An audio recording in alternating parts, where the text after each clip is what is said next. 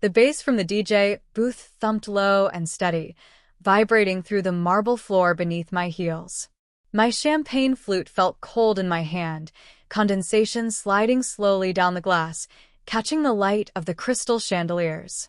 I adjusted the silk strap of my midnight blue dress on my shoulder and smiled politely at the guests drifting past, business executives, celebrities, people who now wanted to know my name. But I couldn't stop my eyes from catching on the group at the far end of the room. There they were.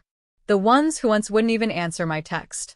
The ones who laughed when I asked them to come to my birthday party years ago, saying they were busy. But I knew better. Before I could decide whether to walk toward them, a deep voice interrupted. "Miss Carter," the head of security said, his tone formal but warm, "everything is ready for you. VIP owner access only." He said it loud enough for them to hear. Their heads turned, eyes narrowing, recognition dawning slowly, like a cruel sunrise. My pulse quickened, but I kept my expression serene. Inside, though, I felt a twist of something between pride and irony. I took a slow sip of champagne, letting the bubbles dance on my tongue. Years ago, I had stood outside their circle, desperate for an invitation. Tonight, they were the outsiders. And the night was just beginning. It was 5 years ago, in a cramped apartment in Dallas. I was 21, fresh out of college, working a part-time retail job that barely covered rent. That afternoon, I'd spent my last $20 on paper lanterns, plastic champagne flutes, and a tiny chocolate cake from the bakery down the street. It wasn't much, but I wanted to celebrate my birthday with the people I thought were my friends. I remember sitting cross-legged on my floor, texting them. "Hey, small party at my place tonight. Nothing fancy, just want to see you guys. 7 p.m. The replies came slow. First, "Oh, can't make it, we got plans." Then, "Yeah, maybe next time."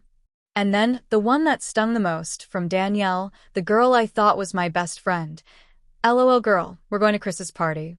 You should come there instead. It's gonna be way more fun." I stared at my phone until the screen dimmed. My hands trembled, the plastic flutes rattling in the bag beside me. They didn't want my party. They didn't want me. That night, I sat alone on my sofa, cake in front of me, single candle lit. I didn't even sing. The only person who showed up was my grandmother, Margaret. She brought me a small, neatly wrapped box. Inside was a silver bracelet with tiny engraved words. "Never beg for a seat. Build your own table." She took my hand. "Emily," she said softly, "people will forget kindness. They will forget love, but they will never forget the day you stop needing them." I cried into her shoulder, not from the rejection, but from the truth of it. That night, I made a silent vow. I wouldn't spend another birthday waiting for someone else to validate me. I would work, I would learn, I would make something of myself so undeniable that one day they'd remember exactly what they'd lost. And I would never, ever invite them again. The morning after my lonely birthday, I woke up with mascara smudged under my eyes and the weight of my grandmother's bracelet on my wrist. It caught the light as I reached for my laptop, like a tiny dare I couldn't ignore. I didn't have a plan, just a stubborn refusal to stay where I was. I started Googling every possible side hustle, business idea, and online course I could find. I applied to internships I wasn't qualified for, and jobs that paid less than minimum wage just to get my foot in the door. That's how I met Laura Bennett. She was a sharp, confident woman in her 40s who ran a boutique event planning company in Austin. I applied for an unpaid assistant position, and, to my shock, she called me in. From day one, Laura didn't treat me like an errand girl. She threw me into meetings, asked my opinion, made me design mock-ups for clients. I made mistakes, plenty of them. I spilled coffee on a tablecloth minutes before a wedding, miscalculated catering numbers for a corporate event, and once even double-booked a venue. But I learned. Fast. Nights were the hardest. I'd get home past midnight, my feet aching, heat curling off my tiny stove as I reheated leftovers. I'd stare at my reflection while brushing my teeth, whispering, "One day, this will be worth it." It started with small wins. The first time I negotiated a deal that saved a client $5,000. The The first time a bride hugged me with tears in her eyes, thanking me for making her day perfect. Laura noticed. She began giving me more responsibility, entire events to manage on my own. My first big corporate gala went so well the CEO sent me a personal thank you note. That framed letter still sits on my desk today. By 24, I was making more than I ever had, but I kept my successes quiet. On social media, I only posted vague pictures of sunsets, coffee mugs, and city streets. No flashy updates, no mention of how many events I was running, or how much I was earning. It wasn't just humility. It was strategy. The people who once overlooked me didn't need a front row seat to my climb. 2 years later, I took a leap. I bought out a struggling upscale event space downtown, a place I'd worked in countless times under other people's banners. With Laura's guidance and every dollar I had saved, I turned it into the Carter House, a venue with gold-accented ballrooms, a rooftop garden, and the kind of elegance I used to only see in magazines. From day one, it was booked solid. The mayor held a fundraiser there. A celebrity wedding made headlines. And me? I stayed behind the scenes, letting my work speak for itself. Because I knew one day the right people would walk through those doors. It was the night of our annual winter gala, the biggest event of the year at the Carter House. The ballroom glittered under cascading crystal chandeliers, the air rich with the scent of white roses and warm vanilla from the dessert tables.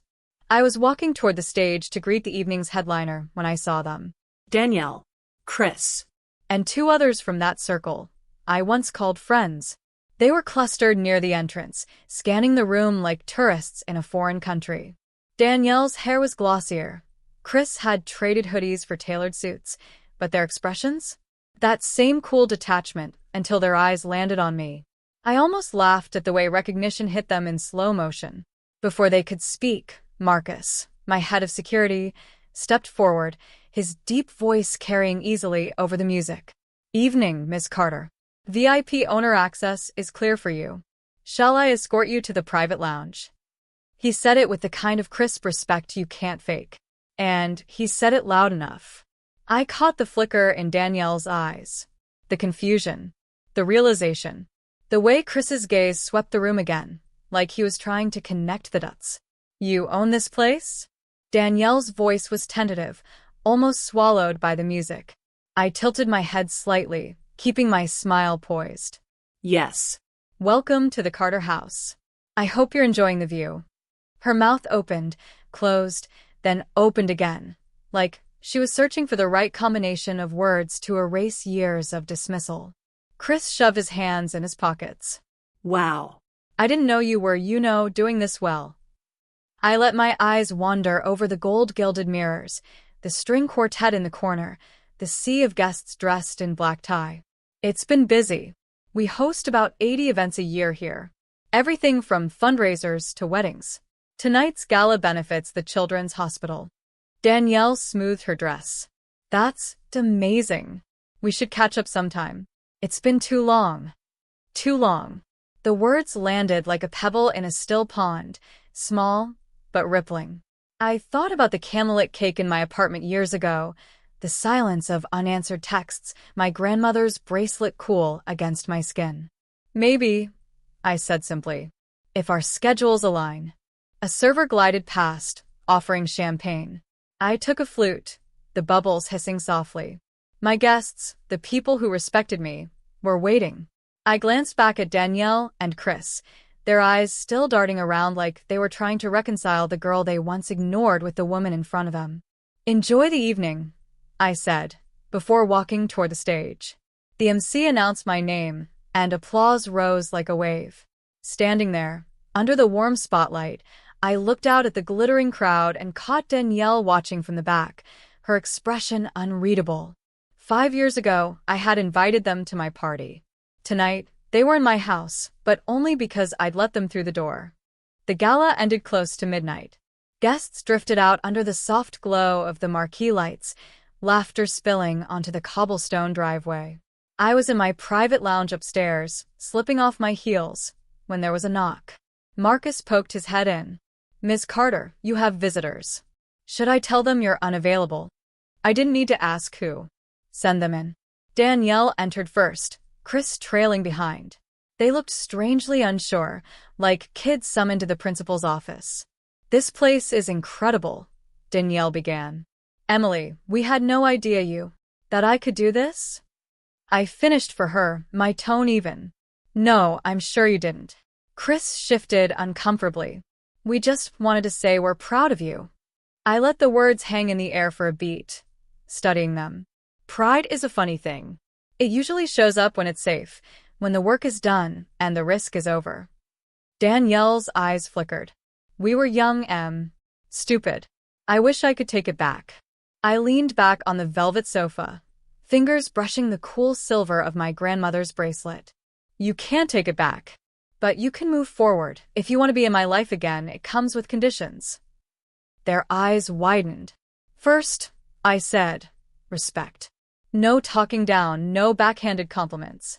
Second, growth. If you're unhappy with your life, change it. Don't project it onto others.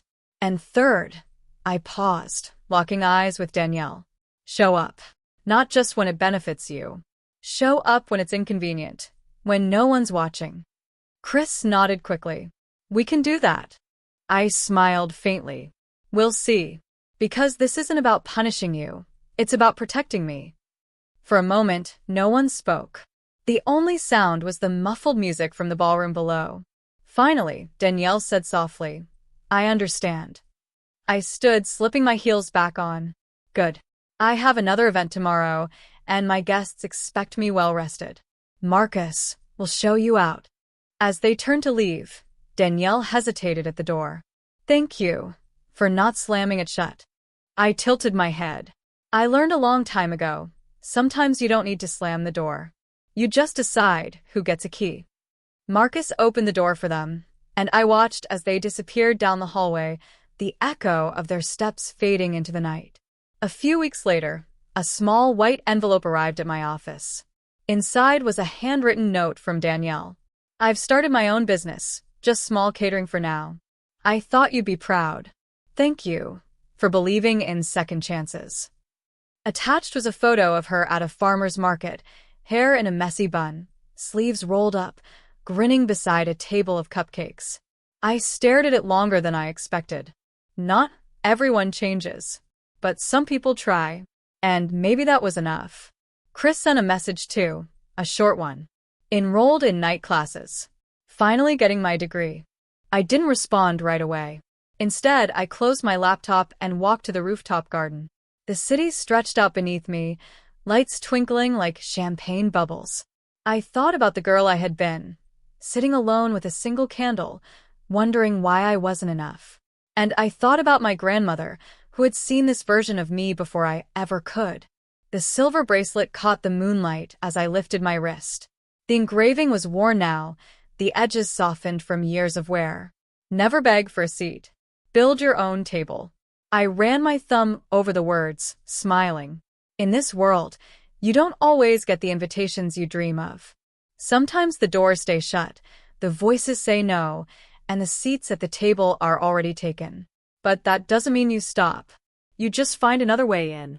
Or better yet, you create a space so beautiful, so powerful, that the same people who once turned you away stand outside, hoping to be let in. Down below, a new group of guests arrived for the evening's event. The music began to drift up from the ballroom, warm and full. I slipped the bracelet back under my sleeve, took a deep breath, and stepped into the elevator. When the doors opened, Marcus was waiting. "Ready, VIP owner?" he asked with a knowing grin. I smiled. "Always." And as I walked back into my house, I thought, the party's mine now and I choose who gets in.